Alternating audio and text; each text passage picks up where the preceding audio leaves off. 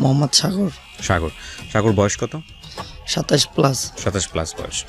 আপনি আজকে রেডিওতে যে বিষয়ে আপনার জীবনের যে ঘটনাগুলো আজকে আপনি স্বীকার করতে যাচ্ছেন, সজ্ঞানে এবং স্বেচ্ছায় বেশ কিছু অপরাধের সঙ্গে জড়িত ছিলেন, যেগুলো আজকে আপনি এখানে বলবেন। প্রথমেই যে প্রশ্নটা আমি আপনাকে করতে চাই সেটা হচ্ছে, এই ধরনের বিষয়গুলো আপনি কেন রেডিওতে বলতে চাচ্ছেন?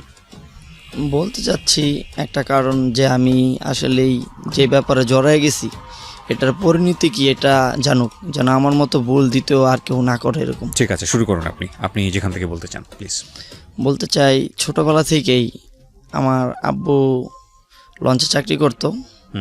তো লঞ্চে চাকরি করার পাশাপাশি মানে অন্য ধরনের আরও কিছু ব্যবসা করতো, যেমন মাছ টাছ কিনে নিয়ে আসতো, ওইখান থেকে আনলে এইখানে আমরা খুব ভালো দামে বিক্রি হইতো। তো আমার আব্বু প্রায় 1.5-2 লাখ টাকার একবারই মাছ কিনে। তো ওইখান থেকে প্রথম র্যাবে আর কি জাহাজটা আটকে দেয়। তো আমার আব্বুর নামে একটা মামলা হয়। তো আমরা আর কি গ্রামে থাকতে পারি না, গ্রাম থেকে আমাদের শহরে চলে আসা লাগে। তো আমরা গ্রাম থেকেই ঢাকা প্রথম আসলাম।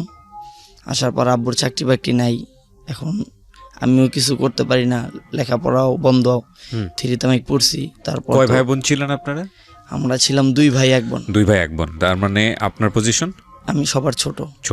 ওকে। তো ঢাকা আসার পর কি করব, কিছু করতে পারি না। আব্বু কখনো কমলা বিক্রি করে, কখনো এটা বিক্রি করে ওইটা বিক্রি করে, কিন্তু ওইভাবে চলে না। আমরা ঢাকা কখনো আসি নাই, ওইভাবে বুঝি না কিভাবে মানায় নিতে হইব। তো এখান ঢাকা গাবতলী আসছি, এখান থেকে আমরা নারায়ণগঞ্জে চলে যাই।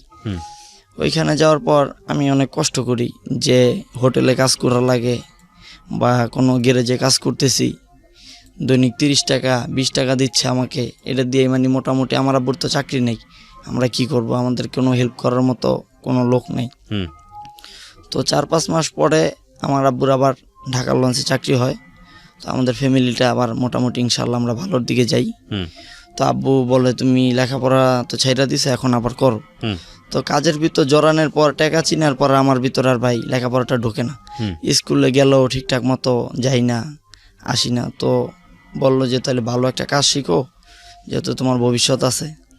তো আমি শেখার বলতে কিছু পারলাম না গ্যারেজ টেরেজে। তো গেলাম গার্মেন্টস সেক্টরে কাজ শিখতে। আচ্ছা, যেটা কিরকম ভাবে কি আসা বিষয়। বয়স কত তখন আপনার? তখন আমার বয়স মানে 11 কি 12 চলে এরকম। আচ্ছা। তো আমার 600 টাকা 620 টাকা স্যালারি। 11-12 বছরের ছেলে মেয়েদেরকে গার্মেন্টসে কাজে নেয়? হ্যাঁ, এটা অনেক আগে ছিল, তো বিসিক এলাকায় নিত।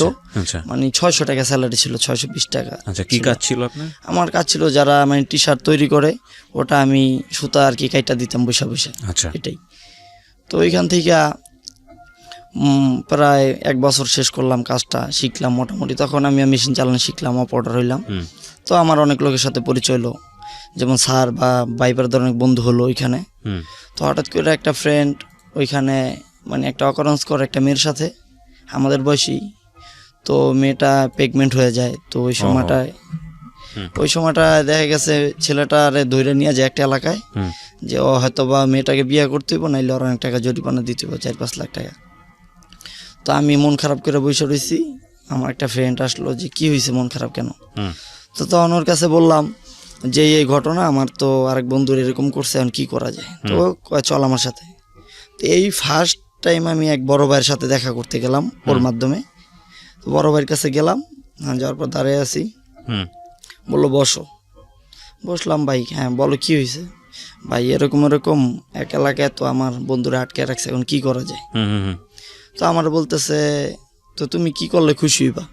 আমি বলতেছি, ভাই অকারেন্স করছে, আপনাদের যেটা ভালো হয়। ও তো মধ্যবর্তী ফ্যামিলির ছেলে, 5 লাখ টাকা ওর কাছে দাবি, এটা কখনোই সম্ভব না ভাই, ওটা মাইরা ফেলাইলে হইব না। তো বড় ভাই গেল ওইখানে। যাওয়ার পর ওই আমার বন্ধুটা তার সাথে খুব কান্নাকাটি করলো। তো দেখলাম যে সে বইলা দিল যে ওরে ছাইরা দাও। আচ্ছা, ওরা ছাইরা দেয় কথা বলার সাথে সাথে মনে করেন ছাইরা দিল। আমাকে বলতেছে যে 5,000 টাকা দিয়ে দাও ওদের। আচ্ছা। তো ছেলেটা মানে ধার দেনা করে 5,000 টাকা কোনোভাবেই দিয়ে দিল এই এলাকার লোকজনরে। ওকে। তার কথা ছাইরা দিল। তো তখন আমার ভিতর ধারণা হইলো যে এরকম একটা লোক, যে তার শুধু মুখের কথাই ছাইরা দিল, বুঝলাম না ব্যাপারটা আমি। আচ্ছা, মানে সামহাও আপনাকে ওনার ব্যাপারটা আপনার মাথায় ঢুকে গেল না, যে কোন ধরনের লোক কখনো দেখি নাই, ফার্স্ট টাইম। আচ্ছা। তো ওইখান থেকেই তো হঠাৎ করে মানে 2টা ফ্যাক্টরি, 6 তলা, এই সাইডে একটা, এই সাইডে একটা। তো আমিও 4 তলায় কাজ করি, ওই সাইডে 4 তলা একটা মেয়ে কাজ করে।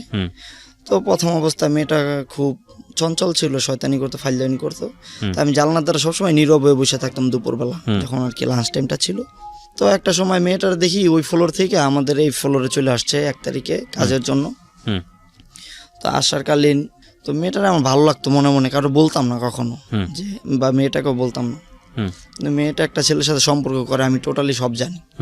আমার ফোন দেখে নিয়ে মেয়েটা কথা বলতো ছেলেটার সাথে অনেকটা সময় ধরে। তো হঠাৎ করে রমজান ঈদ আসলো, আসার পরে কিছুদিন পর দুর্গাপূজা আমরা দেখার জন্য গেলাম, আমি আর আমার একটা ফ্রেন্ড। তো ও আর কি মেয়েটাকে পছন্দ করে। আচ্ছা। তো ও আমাকে বলতেছে যে ওরা যদি পাইতাম অনেক ভালো হইতো। তাই আমি বললাম যে আমি তো অনেক আগে থেকে পছন্দ করি, তো তুমি তো পাই অল্প কিছুদিন ধরে, আমি তো বলতে পারি না, জানি আমি সব কিছু। আর তো হঠাৎ করে পরের দিন আমরা কাজে আসলাম, তো ও বলতেছে আমাকে যে কি এখন কি তোর ব্যাপারটা ভুলে দেবো আমি মেয়েটার কাছে। তাই আমি বললাম যে না না, এরকম কাজটা করিস না। তো এক পর্যায়ে ও বলেই দিছে যে মেয়েটা কি হতো আপনাদের? মেয়েটা আমাদের কিছু না, ও ওই সেকশনই কাজ করতো। আচ্ছা, মানে একই গার্মেন্টসে কাজ করতেন আপনারা? তো ও মেয়েটার কাছে সবকিছু বইলা দিল আমার ব্যাপারে, যে ও তোমার জন্য কষ্ট করতেছে 6 মাস 7 মাস ধরে, তোমাকে অনেক পছন্দ করে, আসলে তুমি তো জানো না ব্যাপারটা। আমি এই কথা শোনার পর ওইখান থেকে আমি চলে আসলাম। মেয়েটা জানলো আমারে, মনে মনে খুব খারাপ ভাববো, এই জন্য আমি নিজ থেকে চাকরি ফালাই রেখাই চলে আসলাম। তো মেয়েটা আমার ফোন দিছে যে তুমি আসো, কি হয়েছে, তুমি বলছো ভালো লাগতেই পারে। তো এরপরে ওই যে এই ছেলেটার সাথে সম্পর্ক করতো, ও ব্যাপারটা জানা যায় যে আমি আর কি অফার করছি এরকম। তো প্রতিদিন গ্যাঞ্জাম জয় ঝামেলা মানে লাগিয়েই আছে, যে ও 2জন লোক পাঠাই দিছে আমাকে মারার জন্য বা আমার প্রতি একটা কিছু করার জন্য। তো এক পর্যায়ে আমি চিন্তা করলাম যে আমার তো এমন একটা লোক আছে যে ওই লোকের কথায় 5 লাখ টাকা যে কোনো সময় মাপ হয়ে যায়, আর ওরা আসলেই কি। তো ওই বড় ভাইরে নক করলাম যে ভাই কি অবস্থা, ভালো, তুমি কোথায়? ভাই কাজে। তো এর ভিতরে হেও আমাদের ওইখানে মাঝে মাঝে আসতো ফ্যাক্টরিতে। আমি তারপরে গেলাম, কথাবার্তা বললাম, এমনিতেই ভালো চলতেছে। তো মেয়েটা, ওই ছেলেটা খুব ওরে মারধর করতো, মেয়েটাকে খুব বকাঝোকা করতো। কোন ছেলে? ওই যে ছেলেটা সম্পর্ক করতো। আচ্ছা, মানে অন্য একটা সম্পর্কের সঙ্গে ছিল মেয়েটা? হ্যাঁ, মেয়েটা ছিল। নাম কি ছিল মেয়েটার? নাম ছিল সাথী। সাথী, আচ্ছা। তো খুব ছেলেটা মারধরও করছে, এমন সময় আমি জানতাম। এই মেয়েটাকে আপনার ভালো লাগতো? হ্যাঁ, আমি ভালো লাগতো। তো তারপরে ভাই কি যে একটা সময় যাইতেছে, মেয়েটা আমাকে ফোনে কথা বলতেছে, ও লং টাইম কথা বলতে বলতে মানে আপনার সঙ্গে ওর সঙ্গে পরিচয় হলো, কথাবার্তাও হচ্ছে? হ্যাঁ, কথাবার্তা হচ্ছে, কিন্তু আর কি ভালোবাসার কোনো কথা টথা এরকম কিছু বলিনি। তো একটা সময় দেখা যাচ্ছে অনেক ছেলে টেলে নিয়ে ও আসলো, ওই ছেলেটা গেটে আজকে আমার মারবো বা আমার এই ধরনের কিছু, মানে আপনার সম্পর্কে জেনেছে ছেলেটা যে আপনার সঙ্গে সাথী কথা বলে? হ্যাঁ, সেজন্য তো প্রায় 20 জনের মতো লোক নিয়ে আসছে। তো আমি গেলাম, যাওয়ার পর মেয়েটা বলতেছে যে দেখো আমি এই লোকটা ভালোবাসি না, সে আমার ভাই, তার ফোন থেকেও তো তোমার সাথে আমি কথা বলছি, সে তো জানে তোমার ব্যাপারে সবকিছু, তো কেন তোমার জানি না শুনে সে আমার ভালোবাসবে। তো এক পর্যায়ে ছেলেটা মানতে আসে ওইখানে, খুব মানে ওর উপরে দিয়ে আমার মারতে আসে বা খুব বকাঝোকা করতেছে। তো মেয়েটা ওইখানে দাঁড়ায় বললো কি যে হ্যাঁ, যে আজকে থেকে এত ভালোবাসি নাই, আজকে থেকে ওটা ভালোবাসি, পারলে তুই কিছু করিস যা। তো ওই ছেলেটার সামনে বলে গেল। তো ছেলেটাও এক পর্যায়ে ওর বন্ধু বান্ধব বুঝাইলো যে দেখ, এখানে আমরা আসছি একটা কিছু করতে, তোর গার্লফ্রেন্ড ওই বলতেছে যে ওরা ভালোবাসি, তো এখানে আমাদের তো আর কিছু করার নেই। তো আমি আর কি করব, আমিও হতভঙ্গ যে মেয়েটা কি বললো আমাকে, মানে আপনাকে ভালোবাসে সেটাই তো বলেছে? এটাই বললো। এখন আমি তো অবাক যে আরেকটা ছেলের ভালোবাসতো, ওই সম্পর্কটা ছাইরা ও কিভাবে বললো। তো অনেকদিন ভালো সম্পর্ক চলতেছে এর ভিতর, মানে তার আগেই, মানে আপনাকে আপনাকে মানে পার্সোনালি বলার আগেই সবার মধ্যে এই কথাটা? হ্যাঁ, সবার মধ্যেই, আমি কখনো বলেনি আমাকে সিঙ্গেল ভাবে। তারপর তো খুব ভালো রিলেশনের ভিতর কথাবার্তা চলতেছে। তো মেয়েটা আমাকে বুঝাইতো যে আমি বড় ভাইয়ের সাথে যাতায়াত ছিল, আসা যাওয়া ছিল, মেয়েটা আমাকে বুঝাইতো যে দেখো তুমি এরকম লোকের সাথে চলাফেরা করো, আমি এটা চাই না। কখন ওই লোকটা আমাদের ফ্যাক্টরিতে আসতো মাঝে মাঝে। এটা আপনাকে বলতো? হ্যাঁ, মেয়েটা বলতো। কোন লোকের সঙ্গে চলাফেরার কথা বলতেছে? ওই যে বড় ভাইটার কথা। যেই বড় ভাইটা আলটিমেটলি যার কথায় 5,000 টাকা হয়ে গেল, 5 লাখ টাকা। হ্যাঁ, ওই বড় ভাইটা চলাফেরা করতাম। তো তখন আর কি আমার কাছে কিছু দিত না, বা কখনো বলতো না যে ভাইয়া তুমি এটা খাও বা এটা নাও, কখনই বলতো না। আমি যাইতাম, দেখা করতাম, কথা বলতাম, ভালো, হ্যাঁ এইখানেই শেষ। তো মেয়েটা আমাকে যখন বুঝাইলো, তো তখন বড় ভাইয়ের সাথে আমি একটু টোটালি কথা বলা বাদ দিয়ে দিচ্ছি, যে আমার গার্লফ্রেন্ড বলতেছে আমি এইসব ব্যাপারে যাবো না, যাক ওর মন রক্ষা করতে গিয়ে। তো ওই বড় ভাইটা ব্যাপারটা বুঝতে পারে যে আমি এর থেকে দূরে চলে যেতেছি আস্তে আস্তে। তো কখনো কিছু বলে নেই। হুম তো হঠাৎ করে মনে করেন মেয়েটার, আমার যে গার্লফ্রেন্ড, ওর সাথে আমার বাসায় নিয়ে আসি, হুম আম্মুর সাথে পরিচয় করাই দিই। তো দেখা হয়, আম্মু বলতেছে তোমার বয়স অল্প, তোমার আব্বু তো এখন তোমার বিয়ে করাইবো না। হুম তখন আমার ম্যাক্সিমাম বয়স কত 13 বা 12.5 এরকম, আসলেই এরকম হয় না। হুম তো আমিও চিন্তা করলাম আসলেই তো মেয়েটার আবার বাপ মা ছিল যে এই তাদের গ্রামে নিয়ে বিয়ে দিবে, এখানে এরকম হবে না। হুম তো মেয়েটার আর একটা বোন ছিল বড়, ওর দুলাভাইটা শুধু আমার সাপোর্ট করতো আমাকে, হুম হুম যে হ্যাঁ ভাই আপনার জন্য আমি আছি সবসময়। হুম আমার নাম ছিল, ওই ছেলেটার ওই একই নাম। হুম তো হঠাৎ করে এটা বাসা থেকে বললো যে আম্মু যে আচ্ছা যাও, তুমি যেটা চাও তোমার মতামতই হইব। আপনার মা আপনাকে বললেন? হ্যাঁ, আমার মা সাপোর্ট করলো আমাকে। হুম আর বললাম যে আব্বু, তো আমার মা বললো যে দেখো একটা কিছু হইলে হয়তো বা রাগ করবো তোমার বাপে, কিছুদিন পর তো হয়তো বা মাইনেই নিব। আপনার বয়স কত তখন? তখন আমার বয়স 13। 13 বছর বয়সে আপনার মা রাজি হচ্ছে আপনাকে বিয়ে দিতে? আমার মা রাজি হলো যে আমার ভাই থাকে দূরে, আমরা যখন ঢাকাতে, আমার ভাই কিন্তু আমাদের সাথে না, বা আমার বোনও বিয়ে হয়ে গেছে, আমাদের সাথে থাকে না। হুম তো আমার বাবা মার বলতে গেলে আমি একটাই ছেলে এরকম মনে হয়েছে আর কি, হুম তারা দূরে থাকে। হুম তো মা রাজি হলো যে তোমার খুশিতেই খুশি, যাও আর কি। হুম তো তখন একটা ডেট দিল আমার মা যে এরকম 10 তারিখ হুম বিয়ে। তো এর ভিতর ওই ওর দুলাভাই বাইরে যাইব, হুম তো তার ডেট পুরো যায় 7 তারিখে। তো তারপরে ও আমার ফোন দিল 6 তারিখ যে তুমি আমাকে এখন নিয়ে যাও। হুম তাই আমি বললাম যে তোমার আমার তো কথা হইয়াই আছে, তোমাকে আমি 10 তারিখই তো নিব, তো তুমি এখন 7 তারিখ 6 তারিখ কেন চাপ দিতেছ? আচ্ছা তো ও বলতেছে যে আমার যে সাপোর্ট করার মতো লোকটা, ওই লোকটা চলে যেতেছে, আর উনি গেলে তোমার কাছে দিব না, বাপ মা এখান থেকে নিয়ে যাবে আমার। আচ্ছা তো আমি আর কি ব্যাপারটা অতটা মাথায় গামাই নিয়ে সিরিয়াস নিই না কখনো। হ্যাঁ তো তখন আমি ফোন বন্ধ করে দিলাম, রাগ করে, যে বারবার ফোন দিচ্ছে, জ্বালাতন হচ্ছি। হুম তো পরের দিন ফোন দিচ্ছি, ওর ফোন বন্ধ। হুম পরের দিন শুনতেছি ওরা এখানে কেউ নাই, পুরো ফ্যামিলি চলে গেছে, ওর দুলাভাই বিদেশ গেছে আর ওরা পুরো ফ্যামিলিটা এখানে নেই, তারা গ্রামে চলে গেছে। হুম হুম তো তখন আমি খুব ভাঙা পড়ি যে আমি শেষ, আমার ভিতর কিছু নাই। তো মেয়েটার জন্য অনেক রাগ টাগ করে অনেক কান্না করি, হুম একটা সময় হাত কাটি, একটা সময় অনেক কিছুই করতি। হুম তো বাসায় কাজ কাম ছেড়ে দিই পুরো টোটালি, হুম বাসায় থাকি। তো বাসা থেকে মানে অনেক সময় দেখা গেছে মাথার ভিতর অনেক কিছু ঘুরে, যে ওরে না পাই নাই, মরে যাবো এই সেই। হুম মেয়েটা কোনো যোগাযোগ করতেছে না, আচ্ছা প্রায় 3 মাসের মতো হয়ে গেছে গা। আমি অনেক কষ্টে দিন কাটাইছি। আচ্ছা তখন তো বিয়ে শাদী করেননি? না না, হুম তখন আমার অ্যাকচুয়ালি আমি ওইখানে ওই সময় মরে যেতাম যদি আমার আম্মা সাপোর্ট না করতো। এমন সময় আমার আম্মা সারা রাত বসে থাকতো যে আমি রাতে কিছু করি কিনা, হুম হুম অনেক হাত কাটছি বা অনেক কিছু। তো হুম তখন আমি আর কি সিগারেটও খাই না বা কোনো নেশা টেশার ভিতরে জড়িত না। যখন একটা মেয়েটা চলেও গেছে, হুম খালি ঘুমের ট্যাবলেট নিতাম যেন একটু ঘুমায় থাকলে ওর কথা ভুলে যেতে পারি। আচ্ছা তো ও 3 মাস পর আমার একটা ফোন আসলো, ফোনটা রিসিভ করলাম। হুম 3 মাস পরও বললো যে দেখো আমার তো বিয়ে শাদী হয়ে গেছে, হুম তুমি ভালো কিছু করো, বিয়ে শাদী করে নাও। তো তখন আর কি আমার প্রতি অনেক রাগ চলে আসে, যে যে আচ্ছা। কারে ভালোবাসলাম জীবনে, হ্যাঁ যার জন্য হাত কাটলাম, বা এত সময় ভালো যে দুপুরবেলাও আমার খাওয়াই দিত, এরকম সময় ছিল। তো এই মেয়ে ভুইলা গেল, তো আমার বললেন না যে ওর বিয়েটা হয়ে গেছে ওই সময়। হুম হুম হুম হুম তো আমি জানতে পারি না ব্যাপারটা। তো আমি এই জায়গায় ফোন দিই, ওই জায়গায় ফোন দিই। তো একজনের সাথে কথা হইলো যে ওর তো ভাই এরকমই বিয়ে হয়ে গেছে, প্রায় 2 মাস হয়ে গেছে। হুম তো তখন আমার ভিতর সব কিছু চেঞ্জ হয়ে যায় যে আমি আর ভালো থাকবো না, আমি একটা কিছু করি। আচ্ছা তো বড় ভাইয়ের সাথে দেখা করলাম, যা সেও বলতেছে তুমি কি হয়েছে এতদিন নাই কেন? তো আমি বললাম ভাই একটু সমস্যার ভিতর ছিলাম। তো বড় ভাইটার কাছে গেলাম, তো সেও আর কি শুনতে পেয়েছে যে একটা মেয়ের কারণে হয়তো বা আমার এরকম কিছু হয়েছে। হুম তো তার সাথে আসা যাওয়া, আবার একটা ফ্যাক্টরিতে নিয়ে আমি কাজে লাগলাম, জব করবো আর কি, এরকম চিন্তা ভাবনা ছিল হুম যে যাক।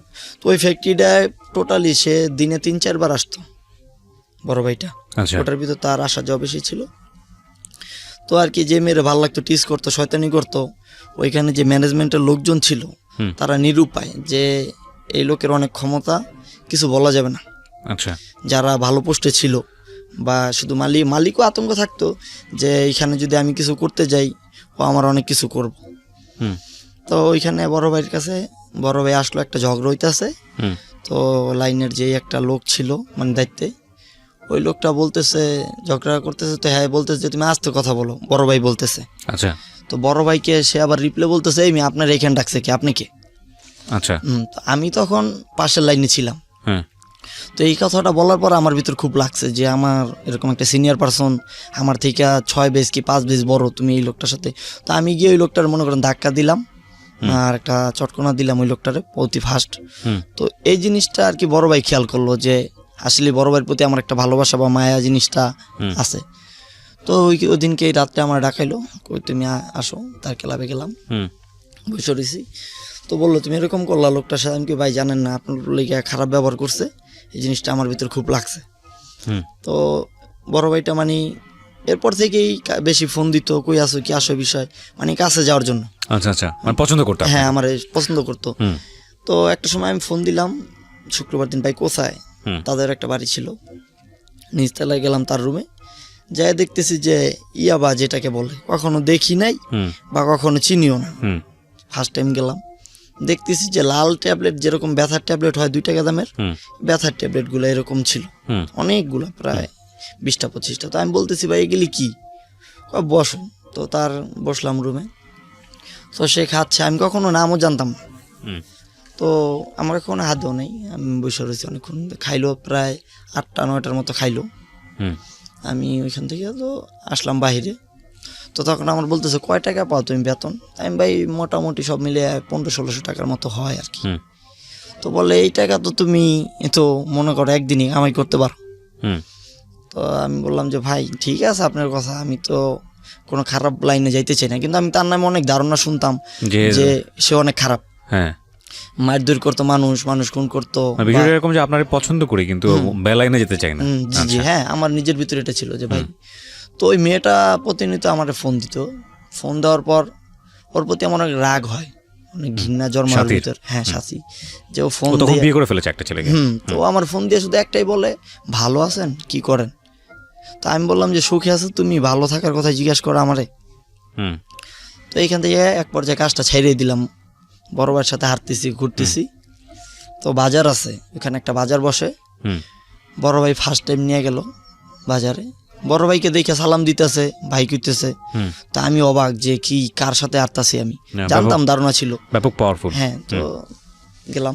তো তার পিছনে মানে আর একটা ভাই বা তার সার্কেলের লোকজন টাকা উঠাইতেছে দোকান থেকে, 50 টাকা করে দিতেছে প্রতি দোকানতে, 200 দোকানের বেশি হবে। আচ্ছা।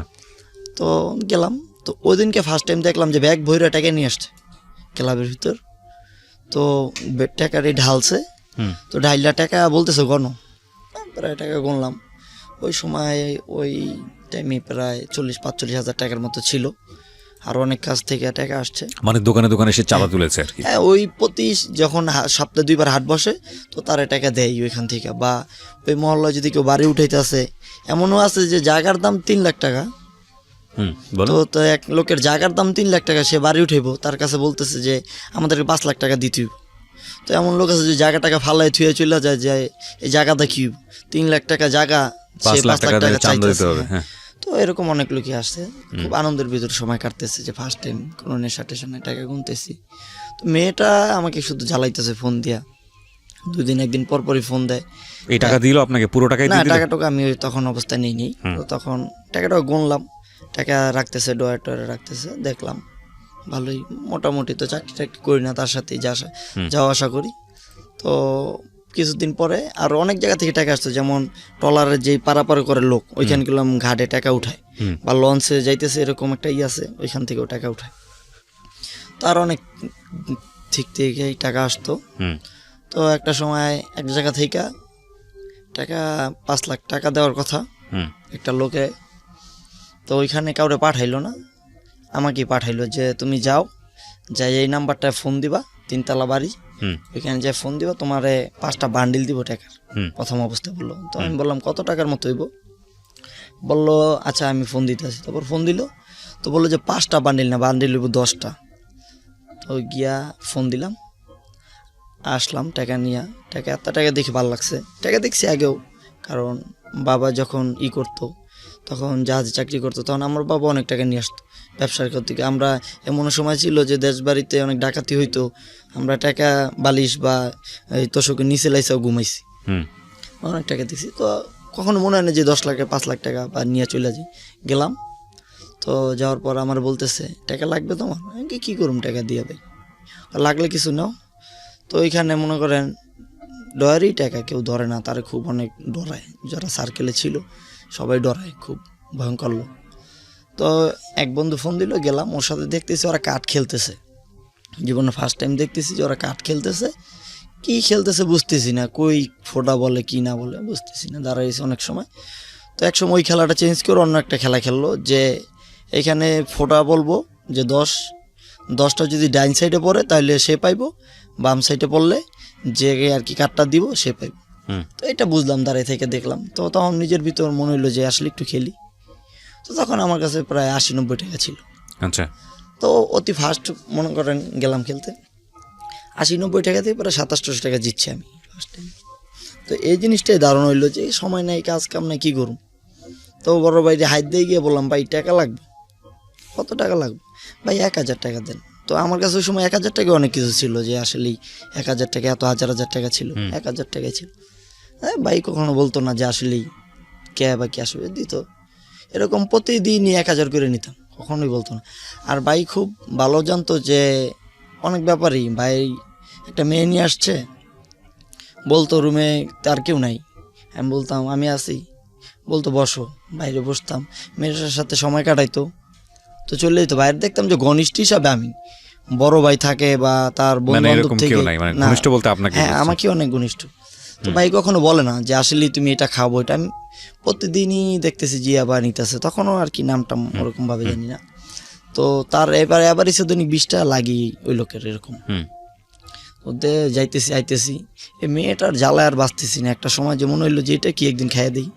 মানে এই সাথীর কথা বলছেন? হ্যাঁ সাথী, এই যে একটা দিন দেখি খাইয়া কি জিনিসটা। তো ফার্স্ট টাইম ভাইয়ের ওইখানে গেলাম, তো ভাই বলতেছে যে এটা এখানে রাখো। একটা প্যাকেট দিল, এক প্যাকেটে প্রায় 700 ইয়াবা। 700 দিল ফার্স্ট টাইম। এটা মানে এই ঘর থেকে ওই ঘরে নিতে বলছে, তো ওই ঘরে নিয়ে রাখলাম। তো আমার মনে হলো যে তো গোনা না, মনে হয় সম্ভবত আগুন নাই কি আসার বিষয়। ওকে, আমি এখান থেকে মনে করেন 5টা নিলাম। এখন বুঝি না যে এভাবে খাওয়ার প্রক্রিয়াটা ওইভাবে বুঝি না, আসলে কি লাগে না লাগে। একটা সময় কিছুই বুঝি না, তো বাদ দিয়ে দিলাম, না এটা হয় না আমার দিয়ে। তো সে আবার গাঁজাও খাইতো অনেক সময়, মানে ওইটাই বেশি খাইতো। তো দেখা গেছে সিগারেট যেই কটাই খাইতো, সিগারেট খাইতো না, গাঁজাই খাইতো ম্যাক্সিমাম সময়। তো ওইটা ভাইয়ের কাছ থেকে দেখতাম, মনে হইতো যে কখনো খাই, কিন্তু আসলে সিগারেট খাইতে চেষ্টা করলে দেখতাম যে আমার নাকে মুখে উঠে বা কাশি হয়, এরকম কখনো খাইনি জীবনে। তো একটা সময় চেষ্টা করলাম যে সিগারেট খাওয়াটাকে শিখি অন্তত, তো তারপরে যা হইব। তো এর ভিতর বাড়ির সাথে ক্লোজ হয়ে গেলাম। ভাই টাকা দিচ্ছে বান্ডিল বা ওই প্যাকেট দিচ্ছে, এমন সময় আছে যে একটা অস্ত্র এনে দিল আমার কাছে ফার্স্ট টাইম, এটা রাখো। তো বেরোছি, ক্লাবে কেউ নাই, কথা বলতেছি কি আসে বিষয়। তো তখন নামটাম জানি না, ওটা ছিল 5 ml, তো নামটাম আর কি ওরকমভাবে জানি না। তো দেখলাম এই জিনিসটা কি, ভাই এটা কী করেন, এটা লাগে মাঝে মাঝে আমাদের কাজে লাগে। তো অনেক সময় দেখতাম ভাই আমার কাছে দিত, আমি শুধু মনে করেন কিছুক্ষণ রাখতাম, বা আমার বলতো এই রুম থেকে ওই রুমে রেখে আসো, কখনো নিজের ভিতরেই হইতো না। তো ভাইয়ের সাথে এই জড়াইতে জড়াইতে মোটামুটি ভালোই, বাসায় জানে কাজ করি, কিন্তু আসলে বাসায় মাস শেষে 1600 টাকা ওই ভাইয়ের কাছ থেকে নিয়ে দিয়ে দিই, এর বেশি দিই না, কারণ বুঝে যাবে যে আমি কাজ করি না বা আসে বিষয়। কিন্তু একটু বাসায় রাত করে ফিরতাম সবসময়। তো মা জানতো যে আসলে ক্যারাম বোর্ড খেলি বা এরকম কিছু করি, সময় পার করি। মা কখনো আর কি জানতো না পুরো, জিজ্ঞাসা করেন যে আসলে কোথায় যাও কি করো। তখন ফার্স্ট টাইম ভাই কি করলো, একটা ফোন কিনে দিল। যে আসলে তো ফোন আমার ছিল বলতে ফ্যামিলির একটা ফোনই ছিল, তো আমি মাঝে মাঝে নিয়ে আসতাম, ফোনে পাই না মানে, তো ভাই একটা ফোন কিনে দিল ফার্স্ট টাইম। তো দেখতাম অন্য কোনো নাম্বার টাম্বার আসতো না, ওই বাসা গিয়া সাথীর সাথে মাঝে মাঝে ফোনে কথা হইতো যে এই নাম্বারটা আমার নতুন। সাথী কি তখন সংসার করছে কারোর সঙ্গে নাকি? হ্যাঁ অবশ্যই সংসার করে আপনার সঙ্গে কথা বলছে, কথা বলতো। তো এক সময় আমার অনেক ফ্রেন্ড এই ইয়াবাটা খাইতো, তো ওদের কাছে আমি অনেক বলতাম, আমার কাছে এগুলি অনেক সময় থাকে, এগুলি অল টাইমই থাকে, মানে ওদের কাছে আলোচনা থাকতো। তো ওরা বলতো যে তাহলে আমাদেরকে টাইনা দিলে তো পারো। তখন এটা ফার্স্ট টাইম অনেক দাম ছিল, 300 বা 400 টাকা এরকম ছিল। তো ওদের দিয়ে দিতাম, মানে ভাই কখনো কিছু বলতো না। ভাই জানতো যে এখান থেকে আসলে তার গোনা ছিল যে কম পাইতেছি কি আশেপাশে, কখনো বলতো না। তো ওদের দিয়ে দেওয়ার পর এক পর্যায়ে খাইতে খাইতে মানে দেখতে দেখতে আমারও শিখলাম ব্যাপারটা। তো তো একসময় আমিও খাইতাম 2-3টা এরকম খাওয়া শিখলাম। অগণিত আমার কখনো ভাই যাই খাইছি কখনো কিনা লাগেনি, কারণ ওই ভাইয়ের কাছে এমন সময় আছে যে 1 প্যাকেট নিয়ে আসছে গাঁজা, যে এটার ভিতরে 5 কেজি। তো নিয়ে আসছে যে জায়গাটা, ওইখান থেকে ক্লাব থেকে আমাকে বলতো যে বাড়ি ছিল এই পাড়ার ওই পাড়া, তো আমার বলতো টলার পাড়ে তুমি এই পাড়ে যাও, ওইখানে যে একটা লোক আছে তার কাছে দিয়ে দাও, সে ওর বাসায় নিয়ে রাখতো। তো আমার ভাই যেই বড় ভাই ছিল সে আর কি নেশা বিক্রি টিক্রি ওরকমভাবে করতো না। তার কাজ কি ছিল মূলত? তার কাজ ছিল সে খুব মানে যারা বড় নেতা হয় এমপি টেমপি তাদের খুব কাছের ঘনিষ্ঠ ছিল। ওকে। তার কাজ ছিল কে বাড়ি উঠাইলো, কি হইলো, কইতে টাকা আইলো বা কই গ্যাঞ্জাম আছে, সব ব্যাপারেই সে আছে। তার ব্যানারে ছবি টবি ছিল না, কিন্তু তার ছোট লেভেলের যারা তারাও ব্যানারে ছবি দিত, সে ছবি টবি এইসব জিনিসটা ফলো করতো না কোনো সময়। তো তার কাজের ভিতর ওই যে দেখছি ওইটাই গুন্ডামি মাস্তামি, এদের ছাড়া কোনো কাজ নেই। তার নামে অসংখ্য মামলা। তো তারও দেখতো এক বড় ভাই আর কি, তো তার দেখার গতি কি সে আর কি বাচ্চা আছে হয়তো বা, তো ওই ভাই দিয়ে আসতো, খাইতাম আমি, আস্তে আস্তে খাইতে খাইতে শিখলাম।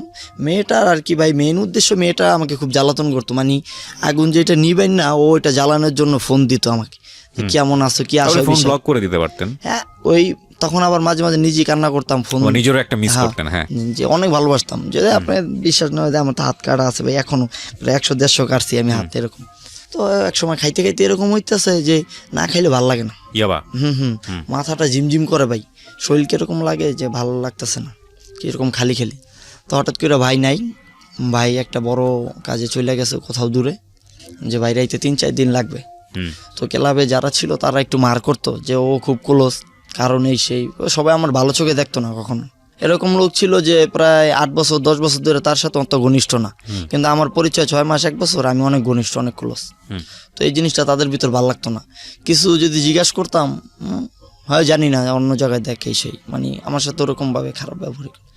তো ভাই আবার আইলে খুব ভালো, যখন বড় ভাই থাকতো তখন খুব ভালো, যে কিছু কিছু লোক আছে যে অনেক বড় আমার থেকে 2 বছর, আমার আপনাকেও কইতেছে বড় ভাই সামনে খুব ভালোই কর, কিন্তু সে যখন না থাকে অনেকে খুব খারাপ ব্যবহার করে আমার সাথে। তো ভাই নাই এরকমভাবে। তো হঠাৎ কইরা ফোন কেনার পর একটা মেয়ের সাথে কথা বললাম, দেখা হইলো, মানে গার্মেন্টসই ও কাজ করতো, মেয়েটা গার্মেন্টসই কাজ করতো, দেখা হইলো।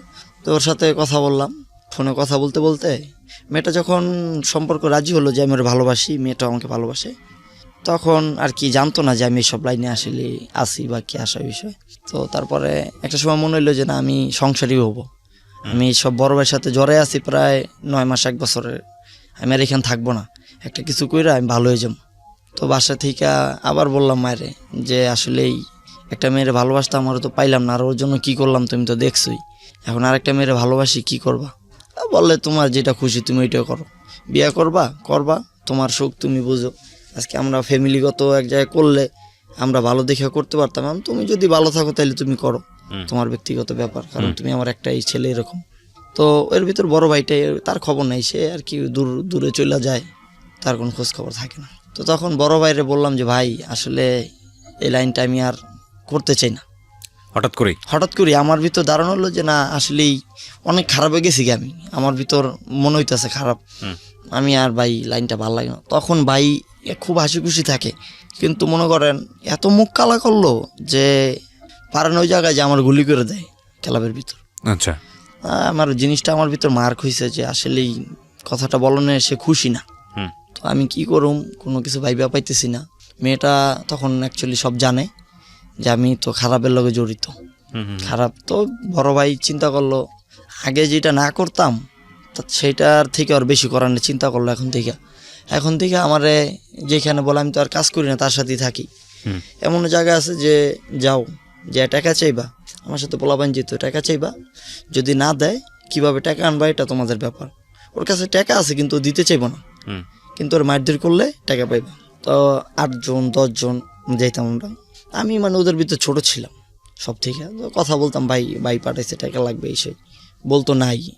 তো একবার যে আসলেই দেখতাম যে মারধর দিলে হয়তো বা যেরকম চাইতো 20,000 অন্তত 10,000 12,000 টাকা যেভাবে হোক দিত। তো বড় ভাইটার দেখলাম এর ভিতর যে বাড়ির কাছে যে ফ্যাক্টরিটা ছিল, বড় ভাই একটা গার্মেন্টস ছিল, ওই গার্মেন্টসে খুব যাতায়াত, ঝুটের যে ব্যবসাটা, ওইটা বড় ভাই ওইখান থেকে আর কি ফ্যাক্টরি থেকে ঝুটটা মনে করেন মালিক পক্ষ যার কাছে খুশি তার কাছে বেচবো, কিন্তু ওই ঝুটটা বড় ভাই রাখতো মালিকের কাছ থেকে, যে আচ্ছা। জুটটা আমাকে দেন। মালিক বাধ্যতামূলক এই মহল্লায় ফ্যাক্টরি চালু দিলে তার কাছে দিতে হইব। তো সে বাইরে 20 টাকা কেজি বেচলে সে মালির কাছ থেকে কিন্তু 15 টাকা, আর সে যার কাছে বেশি দাম পাইতো হুম। তার কাছে জুটটা বিক্রি করে দিত। আচ্ছা। গার্মেন্টসে দেখতাম যে কোনো মেয়ের ভালো লাগছে তার, হুম। বলতেছে এই ওরে পাঠায় দাও উপরে। তখন আমি গার্মেন্টস চাকরি করি না, বাইরের সাথে যাওয়া আসা করি। হুম। তো মেয়ে গেলে ভাই 2 সিঁড়ি 3 সিঁড়ি উপরে, যেরকম আমি 3 তলায় সে 5 তলায়। হুম। মেয়ে যাইতো কথা বলতো, তো একটা সময় শুনতাম মেয়েটা খুব আকুতি মিনতি করতেছে বা কান্না করতেছে। হুম। তো আমি শুনতাম, আমার দায়িত্ব ছিল যে এখানে দাঁড়ায় থাকো, কেউ আসলে তার উপরে যেতে দিবা না বা বলবা আমি আসি উপরে। আচ্ছা, মানে আপনি বাইরে থেকে সাউন্ড পেতেন যে মেয়েটা হ্যাঁ। আকুতি কাকুতি মিনতি করতেছে। তো আর কি আমার বোঝার আর বাকি নাই যে এখানে কি হয়েছে। হুম। তো মেয়েটারকে বলা হইতো যে তোরা তোকে এই মহল্লাতে উঠাই দিব, তোরা যদি এরকম করস বা কিছু করস তোকে এই মহল্লাতে উঠাই দিব। তো দেখা গেছে ওইখানে এরকম করতো প্রায় সময়। তো বাইরের কাছ থেকে এই মেয়েগুলো কোথা থেকে নিয়ে আসতো? মেয়েগুলা ফ্যাক্টরিতে কাজ করতো, মানে গার্মেন্টস ফ্যাক্টরিতে কাজ করতো? ফ্যাক্টরিতে কাজ করতো, কিন্তু ওই তার ক্লাবের আশেপাশে এই মহল্লায় বাড়ি। আচ্ছা। যে মেয়েটা গরিব বা চাপ সৃষ্টি করলে কোনো সমস্যা করতে পারবে না। হুম। তো এর ভিতরে আমিও মনে করেন ওই মেয়েটার সাথে আমার যে বিয়ে শাদী হইব বা আমি কথা বলতেছি, হুম। হঠাৎ করে মেয়েটা মনে করেন আবার ওই সাথীর মতোই অবস্থা, ওর বাপ মা দেশে নিয়ে এই কামটাই করলো, বিয়ে শাদী দিয়ে দিল, হুম। আমার সাথে যোগাযোগ নেই। তো তখন আমার ভিতর খুব রাগ লাগলো যে আমি আর ভালো থাকবো না, যাও বলছিলাম ভালো হবো, এখন আর ভালো থাকারই নেই। হঠাৎ করে একদিন এক ছেলে আর এক মেয়ে মেইন রাস্তা দিয়ে ঘুরতেছে, আমি আর ভাই রইছি রাস্তায়। ছেলেরা ডাক দিছে এদিকে আয়। আমিও বড় ভাইয়ের সাথে। তো বলতেছে যে ছেলেটা মানে একটু তারামি করলো যে কী হয়েছে ডাকেন কে। হুম। তো রাস্তার ভিতর মনে করেন অনেক লোক, অনেক গাড়ি, অনেক কিছু চলতেছে, ওইখানেই মানে ছেলেটারে থাবড় দিল 2টা। তো আশেপাশে অনেক লোকজন আসছে। তো তার যেই মানে মাথায় বেরেন বা তার যেই ক্যাপাসিটি, সবাই বলতেছে এখানে দাঁড়িয়েছেন কে আপনারা, মানে সবাই দমকাইতেছে, যারা রাস্তায় পাবলিক যারা দাঁড়িয়েছে তাদেরকে দমকাইতেছে যে এখানে কেন দাঁড়িয়েছেন, আমার ছোটো ভাইরা মারতেছে, আপনারা কি কেলে দাঁড়িয়েছেন। তো সবাই আসলে আহমকের মতো দাঁড়িয়ে আছে, যে তার ছেলেটার তো কিছু বলারই সুযোগ দেয় না, এক থাবড় দিছে, ও গাল ধরে বসে রয়েছে। হুম। তো ছেলেটা নিয়ে গেল এক বাসায়, মানে এক পোড়া বাড়ি বলতে হবে, হুম। বন্ধ বাড়ি। টাইনা টুনে? তাই না, মানে ও থাবড় খেয়া গাল ধরে রয়েছে, এক হাত ধরে ওরে নিতেছে, ও যে কিছু বলবো ওরকম মানে শক্তি নেই। আর মেয়েটা ছেলেটার পিছিয়ে যেতেছে, মেয়েটাও মানে কিছু বলতে পারতেছে না যে কেউ চিৎকার দেবো বা কি আসা বিষয়। তো গেলাম ওইখানে, মেয়েটা নিয়ে গেল একটা রুম, মানে দরজা নেই, ওই রুমের সামনে ছেলেটারে বলতেছে যে এখন কি করবি, ওরে তো এই করবি কেন। আমার বললো যে দেখতে পারতে কি আছে, একটা মোবাইল পাইছি আর মনে করেন কিছু টাকা পাইছি 200-300 টাকা। তো ও বলতেছে যে তুই আর ভালোবাসো, ছেলেটারে জিজ্ঞেস করতেছে। ছেলে বলে যে না ভাই আমি ওরে চিনি না, ও মানে আমার সাথে একসাথে কাজ করে, আমি আসতেছি। তো ওই কথা বলার পর ছেলেটাকে মানে এখান থেকে ছাইরা দইল, মানে ও পলায় যাওয়ার চেষ্টা করতেছে। তো আমার বললো কতক্ষণ ধরে রাখতে, তো আমি ধরে রাখলাম, মারধর করি না এমনি। তো ছেলেটা এক পর্যায়ে চলে গেল। তো তখন বড় ভাই মেয়েটার সাথে খারাপ কিছু করলো। তো বড় ভাই ওই দিনকে ফার্স্ট আমাকে বললো যে যাবি। আমি এক পর্যায়ে গেলাম মেয়েটার কাছে। তো যাই মেয়েটা দেখতেছি যে অনেক আকুতি মিনতি করতেছে, ভাই পাউটা ধরতেছে, মাপসাপ চাইতেছে। তো আমি বললাম যে এখন যদি আমি এখান থেকে বাইরে হয়ে যাই, বড় ভাই আবার আমার পাঠাইব, তো তুমি এখানে চুপচাপ থাকো, কিছুটা সময় হয়তো বাইরে চলে গেছে, তুমি আমার সাথে 5টা মিনিট বসো, এমনিতেই কোনো সমস্যা নাই, 5 মিনিট পর আমরা দুজন একসাথে বাইরে যাও। তো আর মেয়েটার সাথে কিছু করলাম না, কিছুক্ষণ পর আসলে বাইরে হয়ে গেলাম এখান থেকে, মেয়েটাও চলে গেল। ওই ছেলেটা তো আগেই ছেড়ে দিয়েছে। তো এই ভাই মানে অনৈতিক কাজগুলো থেকে মানে এইখান থেকেই আর কি, ওই যে বলছিলাম যে ভাই আমি আর করতে চাই না, তো আরো জড়াইতে চাইতেছে আমার আর কি, মানে আরো বেশি ইনভলভ। আগে তো কোনো সময় হাঁটতো না বা কিছু বলতো না, অনেকগুলো সেই বলে যে এটা কর ওইটা কর, মানে আবার এমন আছে যে মনে করেন ওই এলাকাটাতে অনেক খারাপ কিছু মেয়ে আছে, একটা ফ্ল্যাট আছে 4 তলা, ওইখানে 3 বোন থাকে আর মেয়েটার মা থাকে। তো ওইখানে গেলে দেখতাম যে 20টা-30টা আবার নিয়ে গেলে মেয়েটা খাইতো, মেয়েটার মা খাইতো, হ্যাঁ যারে ভালো লাগতো ওই মেয়েটার সাথেই শারীরিক সম্পর্ক করতো ওই 3টা মেয়ের ভিতর। তো ওই বড় ভাই তো জড়াই গেল, আর আমি তো বড় ভাইয়ের সাথে যাই। তো দেখতাম যে বড় ভাই বাসায় যাইতো, খালা বলতো মহিলাকে তার মেয়েদের সাথে সে কাজ করতে এরকম। তো আমিও একটা সময় মনে হলো যে মেয়েরা কি, আমার তো জীবনটা নষ্টই করলো, 2টা মেয়ে একটা পুরোপুরি শেষ করলো, ওরা আমার কথা ভাবলো না, বিয়ে করলো। তো এই ফার্স্ট টাইম আমিও যাইতাম। তো সব থেকে ছোটো মেয়েটা খুব ভালো লাগতো, যে না আসলে ওর 13 থেকে কি 14 বছর এরকম হবে, যেটা সবার ছোট। তো ওদের একটাই অভাব ছিল যে ওরা খুব নেশা করতো মেয়েরা, তারা মেয়েরা মিল্লা সবাই ইয়াবা পছন্দ করতো। আপনি যে খুশি হয়ে টাকাও দিবেন, মানে টাকা নিবেন এরকম। আচ্ছা, তাদেরকে 5টা ইয়াবা নিয়ে দিলে খুশি তারা।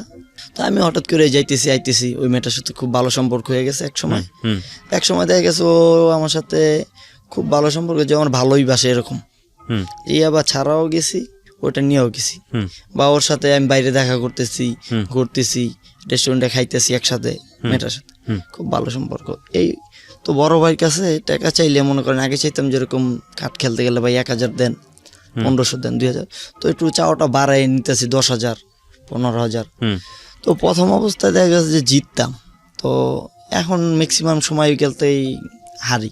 আচ্ছা, তো হারতে হারতে বড় ভাইয়ের কাছে নিতেছি হিসাব ছাড়াই, তো তখন আমার কিছু বলে না। আর এই বাসায় যে টাকাটা দিচ্ছি ওই 1800-2000 টাকার মধ্যেই দিতেছি। ও মনে করেন এই মাসের 10 তারিখ, আবার সামনের মাসের 10 তারিখ, টাকাগুলো আমি নষ্ট করতেছি এভাবে খুব। তো এক বন্ধুর সাথে গেলাম, ও আবার বুঝাইলো যে ক্রিকেট টাস খেলা ভালো না এইসব, তো ক্রিকেট খেলো। তো এক পক্ষে থেকে আরেক পক্ষে লাগানো শিখলাম মোটামুটি। তো এখন ওই আমার তো অনেক টাকা, বড় ভাইয়ের কাছে গেলে আমার বস্তা দেয় টাকার, তুমি গণো কত লাগবো নাও। তো মানুষে মনে করেন 1000, 2000, আমি একসাথে 10,000, 20,000 খাইটা বসে থাকি। আল্লাহর বুঝতে যে আমার তো অত দরকার নেই, টাকা তো আছে আমার কাছে, কোনো সমস্যা নেই। তো এক পর্যায়ে মন করতে করতে যে আমি 70,000, 80,000, 1 লাখ টাকা বাজি ধরছি একদিনে। আমার তো টাকা ভাই অডালা টাকা, গণা ছাড়া টাকা আমার দিতে আছে, কোনো সময় কিছু হইব না, আমি তো এরকম ভাবছি। তো আর এর ভিতর ওই মেয়েটার সাথে আর যোগাযোগ নাই, সাথী মেয়েটা। তো আমি তো পুরা নিশ্চয়ই জড়াই গেছি সব ব্যাপারেই। তো ওই ভাই কাজ করাইতেছে যে হঠাৎ করেই মালটাল দিয়া রাখতেছে, যেমন পিস্তল দিয়ে গেছে রাত্রে 2টা, পরের দিন ফোন দিছে যে ওই এইখান থেকে অমুক জায়গায় নিয়ে আসো। তো হঠাৎ করেই ভাইয়ের নামে একটা মামলা হইলো, যে এক লোক মার্ডার হয়েছে, ভাইয়ের নামে মামলা হইলো। আচ্ছা, তো এখন ভাই তার বড় ভাইকে বললো যে ভাই এই অবস্থা, এ ব্যাপারে আমি জড়িত না, আপনি তো জানেন, আমি করলে তো আপনার কাছে স্বীকারই পাইতাম, আমি জড়িত না, আমার মামলা হয়েছে। তখন আমরা থানার সামনে গেলাম। তো বৈশাখী থানার সামনে বড় ভাই, তার বড় ভাই গেল। তো ওই বড় ভাই ছিল, তো থানার ভিতর আমরা বাইরে শুনতেছি ওসির সাথে খুব কথা কাটাকাটি, ঝগড়া বা এক পর্যায়ে হাতাহাতি হইতেছে থানার ভিতরে। তো কিছুক্ষণ পর দেখলাম যে বাইরে থানার সামনে, আমি তো বাইরে দাঁড়াইছি, প্রায় 70-80 জন পোলাপাইন, পোলাপাইন আমরা যারা আসছে সবাই থানার বাইরে। দেখলাম যে কিছু ফাইল টাইলেন না ছিঁড়া ফালাইতেছে, তারপর কিছু কাগজ টাগজ আছে জ্বালাই দিতেছে। তাই নাকি? হ্যাঁ বড় ভাই। কত সালের ঘটনা এটা? এটা আপনি 2007-8 সালের ঘটনা। তো মানে ওই ওসি থানার ভিতর থেকে ফাইল নিয়ে ছিঁড়ে ফেলতেছে, থানার ভিতর হাতাহাতি হইতেছে, আমরা বাইরে দাঁড়াই আছি।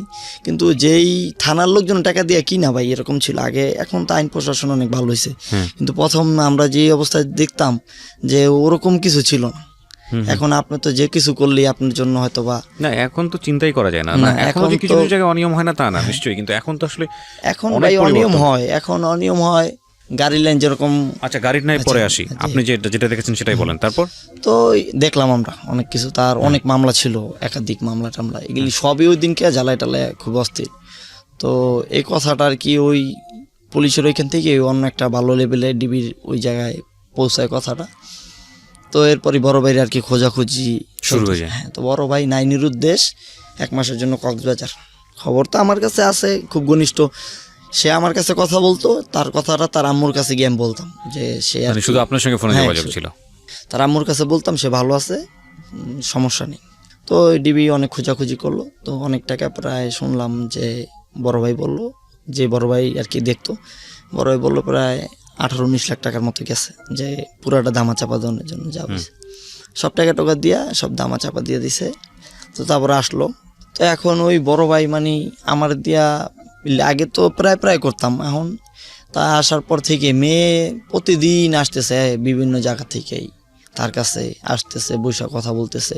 এমন আছে মহল্লার আচার বিচার নিয়ে আসতো মানুষ, যে ভাই এই বিচারটা করে দেন, অমুক কাছে টাকা পামু বা আমার এইসব সব কিছুই সেই করতো। তো ওই বড় ভাইয়ের সাথে আমিও, মেয়েটা দেখতাম অনেক মেয়ে আসতো, তো ওইখান থেকে একজনটা খুব ভালো লাগে। তো ওই মেয়েটা ছিল প্রতি মানে বললাম আবাসিকে থাকে, যে খারাপ মেয়েরা ছিল, ওরা আমার খুব ভালো লাগে ওই সময়, কিন্তু আমি তো জানতাম না। তো ওর সাথে কথা বললাম এই সেই, তো ও বলতেছে যে আমরা টাকার বিনিময়ে সব কাজ টাজ করি, বা ওর ঘটনা বলছে, আমার খুব কষ্ট লাগছে। তো ওর এক জায়গায় আর কি বেচা দেওয়া হয়েছে এরকম। তো ও বলতেছে, আমি বললাম যে তুমি এখান থেকে বাইরে হতে পারো, কত টাকা দিলে? ওই মেয়েটার সঙ্গে কথোপকথনে আপনি জানতে পারলেন? তো মেয়েটার সাথে আমার খুব কথাবার্তা হইতো, ফোনেও অনেক যোগাযোগ করতাম, খুব ভালো রিলেশন হয়েছে, যে বন্ধুর মতো। তো ও বললো এককালীন 10 লাখ টাকার মতো যদি ওই জায়গাটা দিতে পারে, তো ওই জায়গা থেকে আসলে বাইরে দিতে পারবো।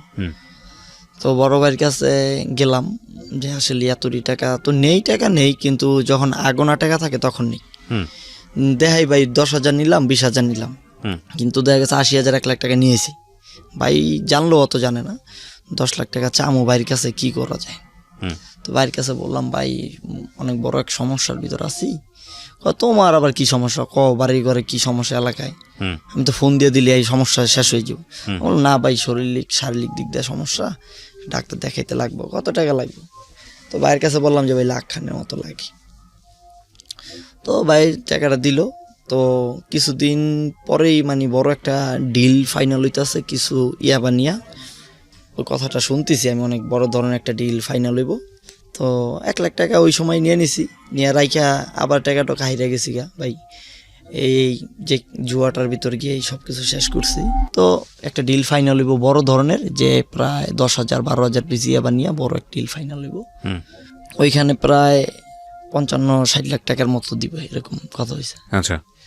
তো আমি কথা শুনতেছি, এরকম আমার কোনো সময় আড়াল করে নাই, যে পার্টির সাথে কথা বললো, আমি বসছি কথা শুনতেছি।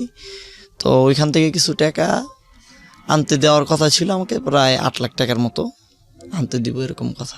সব আর কি সেই নিব, মানে 8 লাখ টাকা বাকি আছে, ওইটা আর কি আমি আনবো। তো পরে কিছুদিন পর পাঠাইছে 8 লাখ টাকা। 8 লাখ টাকা নিয়ে আসছি, আনার পথে আইনা রাইখা দিছি। তখন বাইরে বললাম যে ভাই টাকাটা আনার পথে হারাই গেছে। তো ভাই তো প্রথম অবস্থায় বিশ্বাস করে না, যে মানে আপনি টাকাটাকে হারিয়ে গেছিলেন, আপনি ইচ্ছা করে করছেন? আমি তো ইচ্ছা করু যে মেয়েটাকে দিয়ে দেবো, মানে মেয়েটাকে দিয়ে দেবো। ওই মেয়েটা কত টাকা? 10 লাখ টাকার কথা বলছে, ওরা বিক্রি করা হয়েছে। এখন ওইখানে প্রায় 5 লাখ টাকার মতো দিলে আয়া পড়তে পারবো, আর 5 লাখ টাকা দিলে ওকে যে ঋণ পিন দেনা টানা ওসব দিয়ে ও আর এইসব লাইন করবে না। মেয়েটাকে আপনার কি খুব ভালো লেগে গেছে? মেয়েটা খুব ভালো, দেখলে মনে হইব না যে এরকম বা কি আসার বিষয়। আচ্ছা, মেয়েটাকে বিশ্বাস করে ফেলেছেন আপনি? হ্যাঁ, বিশ্বাস। মেয়েটার সঙ্গে আপনার অনৈতিক সম্পর্ক ছিল? না, এরকম ছিল না। ওইটা করতে যাইয়ে ওর সাথে কথা হইছে, তো ওই থেকে ভালো। মেয়েটার নাম ছিল রূপা। রূপা, ওকে। তো আপনি টাকা হারাই গেছে এটা বলেছেন, তারপর? বাইরে বলছি, তো নিজে একটু অ্যাক্টিং করতেছি, খুব মানে ভাঙ্গিয়া পড়ছি, ভাই টাকা হারাই গেছে, আমি আর পারতেছি না, মানে বুঝাইতেছি আসলেই হারাই গেছে। তো টাকা হারাই নাই। পরের দিন মেয়েটাকে ফোন দিলাম। ভাই কি বললো? হ্যাঁ, ভাই প্রথম অবস্থায় হারাই গেছে, বিশ্বাস করে না, মজা করে আসতেছে। তো আমি কান্না করতেছি যে ভাই হারাই গেছে, এখন কী করা যায়, আমার মাইরা লে তুইব না। তো ভাই কয় যা গেছে কী হয়েছে, 8 লাখ টাকাই তো গেছে, ওটি কোনো সমস্যা নাই, এইসব লাইনে টাকা আয় যায়। তো ভাই ভালো জানতো দেখেই এরকম কথাই বলছে। তো মেয়েটাকে নিয়ে ভাই টাকাটা দিয়ে দিলাম। দেওয়ার পর 1 সপ্তাহের মতো ভালো কথা। আর আমার ভুল এখানে একটা কথা বলি প্রিয় শ্রোতা, আমি সরি ফর দ্য ইন্টারাপশন। কোন এক বিখ্যাত লোকের কোট, আমার নামটা মনে নাই, বা কোন একটা বইয়ে পড়েছিলাম, আজকে এই প্রেক্ষাপটে হয়তো আমাকে কথাগুলো বলতে হচ্ছে, যে একজন মানুষ যখন কোনো খারাপ কাজ করে, একাধারে সে খারাপ কাজ করে, একই সাথে সে ভালো কাজ করে। উনি একটা উদাহরণ দিয়েছিল খুব চমৎকার করে। যেমন ধরুন, খুব ছোট্ট, যে মানুষটা ঘুষ খাচ্ছে সে সব দিকে খারাপ মানুষ সেরকম কিন্তু না। সে ওই ঘুষের পয়সা দিয়ে হয়তো তার সন্তানকে ভালো একটা স্কুলে পড়াচ্ছে, তার মানে সে ভালো বাবা। সে একজনের পয়সা অন্যায়ভাবে নিচ্ছে, কিন্তু আরেক দিকে সে ভালো কাজ করার চেষ্টা করছে। তাহলে দেখেন, একটা মানুষের মধ্যে দুটো সত্তা নিয়ে সবসময় সে বিরাজমান, সে ভালো এবং মন্দ। যে মানুষটা ভয়ঙ্করভাবে খারাপ কাজ করে, সে মানুষটাও মসজিদে গিয়ে পয়সা দেয়, সে মানুষটাও দান খয়রাত করে, এবং সে মানুষটাও কিন্তু যখন সে ইমপ্রেস হয়, সে বড় অঙ্কের অর্থ সাহায্য করে কাউকে। এবং শুধু হলো খারাপ কাজ করা উচিত নয়, এই জায়গাটা আমরা ব্লক করতে পারি না। আর যে কারণেই কম আর বেশি সবার দ্বারাই খারাপ কাজ সংগঠিত হয়। তবে এটা ঠিক যে সৃষ্টিকর্তা আমাদেরকে ক্ষমা করতে পছন্দ করেন এবং ক্ষমা করেন বলেই হয়তো বা মানুষ এত খারাপ কাজ করেও, এত ভুল কাজ করেও পৃথিবীতে এখনও টিকে থাকে, এবং তার কাছ থেকে ক্ষমা পাই বলেই আমরা জীবনের শেষ দিন পর্যন্ত ভালো কাজ করার সম্ভাবনাগুলো আমাদের জন্য ওপেন থাকে।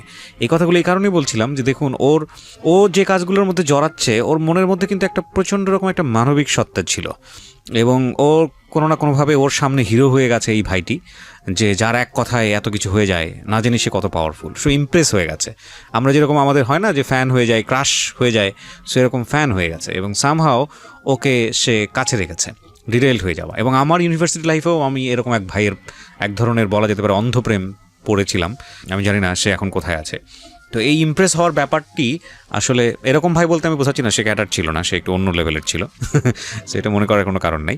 সো এরকম ব্যাপারটা আমাদের জীবনে ঘটে। এবং দেখুন, এই ছেলেটা, ওর কাছে 8 লাখ টাকা অনেক টাকা, অনেক টাকা। ওর ব্রেনটা যদি একবারের জন্য টুইস্ট করতো যে 8 লাখ টাকা চুরি হয়ে গেছে এই কথাটা বলে আমি 8 লাখ টাকাটা নিজের পকেটে রেখে দিলাম, ওকে ঠেকানোর কেউ আছে? ঠেকানোর কেউ ছিল না। কিন্তু ও চুরি করেছে একটা ভালো কাজ করার জন্য, এবং সেটা কতটুকু ভালো হয়েছে আমরা সেটা জানি না, কিন্তু এর ভেতর দিয়ে ওই এতগুলো খারাপের ভিতর দিয়ে একটা ভালো জিনিস ঘটে গেছে। তো আমি এই জন্যই বলছিলাম যে সব খারাপই আসলে খারাপ না, কিছু খারাপের মধ্যে কিছু ভালো জিনিস থাকে, সেটাকে ফাইন্ড আউট করতে হয়, অন্য দৃষ্টিভঙ্গি দিয়ে দেখতে হয়। তো আপনি টাকাটা তাকে দিলেন, রূপাকে দিলেন, তারপর কি হলো? রূপাকে দিলাম, 1 সপ্তাহ খুব ভালো কথা হইতেছে। জিজ্ঞেস করতেছি কবে কি তুমি চলে আসবা ভালো ওইখান থেকে। তো বলতেছে ওইখান থেকে আইসা পড়ছি, আমি গ্রামে আসছি টাকা নিয়ে বাপ মার কাছে দিয়া, আবার আমি তোমার কাছে ফিরে আসতেছি। তো আমি ওরে বলছি যে দেখো তুমি এরকম, আমি শুধু জানি, আমার ফ্যামিলি তো জানে না, তোমার তো আমার বন্ধুর মতো, তো হয়তো বা কোনো একদিন যাই হোক না হোক হয়েছে, আমি তো তোমার বিয়ে করতে চাই। তো ও 1 সপ্তাহ খুব ভালো কথা হইতেছে, হঠাৎ করে 1 সপ্তাহ পর ফোন বন্ধ মেয়েটার। তো আমি তো ভাঙ্গা পড়তেছি, মানে টাকাটার জন্যই বেশি ভাঙ্গা পড়তেছি। ভালোবাসাটা ছিল, কিন্তু আমার ভিতরে একটাই আফসোস লাগছে যে আসলে এই টাকাটা যদি নিজের জন্য কিছু করতাম, তাও ও এই খারাপ লেভেলের মেয়েরা যে আসলে ভালো হয় না জীবনে, ওরে দিয়ে বুঝতে পারছি। তো 1 সপ্তাহ পর আর কোনো খোঁজ খবর পেলাম না।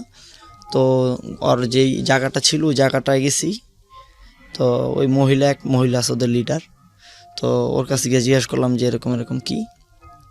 তো ও বলতেছে যে ও আমারে প্রায় 1.5 লাখ টাকার মতো ওই মহিলাকে দিছে, যে মহিলার কাছে রাখতো 1.5 লাখ টাকার মতো দিয়া ও তো চলে গেছে। তো মেয়ের ফোন বন্ধ, আমি আর তো কিছু জানি না, কারণ অ্যাড্রেসটাও জানি না, দেশ গ্রামেও কিছু জানি না। তো ওই জিনিসটা আমার ভিতর খুব কুড়া খাইতেছে। বড় ভাইয়ের কাছেও মিথ্যা বললাম, কি করলাম। আর মেয়েরা যে এরকমই হয়, একবার তো বুঝি নেই, বারবার বুঝতেছি। যারে খারাপ তারে ভালো বানাইতে গিয়েও বুঝলাম, যে ভালো তারে ভালোবাসা তাও বুঝলাম। তো এই মেয়েদের প্রতি একটা রাগ, একটা ঘৃণা জন্মাইলো যে না, মেয়েদেরকে আর বিশ্বাস তো দূরের কথা, আর কিছুই করব না। তো এরপর থেকে ওই বড় ভাইয়ের সাথে আসলেই, যে কোনো মেয়ে আসলে আমি চাইতাম। আর বড় ভাই এরকম ফিরে ছিল যে কখনো বলে না যে আসলে যে এটা আমার পার্সোনাল বা কি আসে বিষয়, কখনই বলতো না। তো যাইতাম, এরকম সপ্তাহের ভিতর 2বার 3বার হইতোই আমার মেলামেশা হইতোই। অন্য সব মেয়েরা আসতো ভাইয়ের কাছে যারা। তো হঠাৎ করে ধীরে ধীরে আপনি নিজেও ইনভলভ হয়ে গেছেন খারাপ কাজের মধ্যে অনেকখানি। হ্যাঁ, কাজে জড়াই গেছি। তো বড় ভাই আবার ওয়াইফ ছিল, তো সে বাংলাদেশে থাকতো না। তার এই হিস্ট্রিটা কি জানতে পারছেন যে এই লোকটা কেন এই লাইনে আসে? হ্যাঁ, অবশ্যই জানতে পারছি। হিস্ট্রিটা কি ছিল? বড় ভাইয়ের সমস্যা ছিল যে বড় ভাই যখন আশরাফুল যে ক্রিকেট খেলে, আমার বড় ভাইও তাদের সাথেই খেলতো। তারও চান্স পাওয়ার কথা ছিল জাতীয় দলে, সে এখনো ক্রিকেট খুব ভালো খেলে। তো সেও মানে এক বড় লেভেলের যেই লোকের ভাতিজির সাথে প্রেম করতো। তার যেদিন ফোনে আসছে যে চান্স পাইব ক্রিকেট খেলায়, তো তখন সে ওই মেয়েটাকে নিয়ে উদা হয়ে যায়, মেয়েটাকে নিয়ে পলায়। তো মেয়েটা তারে 1 সপ্তাহের মতো রাখে, মেয়েটা দূরে পলায়, তাদের শারীরিক সম্পর্ক হয় অনেকভাবেই। ওই সময় থেকে আবার মেয়েটা আসার পরে, মেয়েটার বাবা খুব পাওয়ারফুল, তো মনে করেন, তো মেয়েটা তারা অনেক ভালোবাসতো। তো আসার পর বলছে যে দেখো, আমার যে বাবা, কখনো তোমার আমার একসাথে দেখবো না, তোমার মতো 2 4 5 জন আমার বাবা যে কোনো সময় রেলাইতে পারে, তোমার কোনো ঘটনা, তুমি ভালো থাকো, তোমার ভালোবাসি দেখি তোমার কাছ থেকে দূরে চলে যেতেছি, তোমার ভালোর জন্যই। তো মেয়েটা চলে গেল তার বাবার সাথে। তো এখান থেকে ভাইয়ের ভিতর রাগ জন্মাইলো যে আমার লাইফটা নষ্ট করে দিল সব। তো ভাই ওই সময় এক বড় ভাইয়ের সাথে মানে যোগদান কইরা ওই লোকের লগে টক্কর দিতে গেছে, ওই মেয়ের বাবার লোকে, যে আসলেই আমি দেখতে চাই যে কি হয়েছে। তো ওইখান থেকে বড় ভাই কিছু গ্যাঞ্জাম গুঞ্জাম কইরা আসলেই মানুষ বলে না যে মাইর না খাইলে হয়তো বা নাম ফোটে না, হুম। তো বড় ভাই প্রথম অবস্থা অনেক মাইর দূর খায় বা অনেক পোস্ট লাগে, অনেক কোবাকুবি হয়। হুম। এখান থেকেই সে এই প্রফেশনাল ভাবে লাইনে চলে আসছে। হুম হুম। তো এখান থেকেই সে আর ভালোর পথে আর যাইতে পারে নাই। ও ওকে।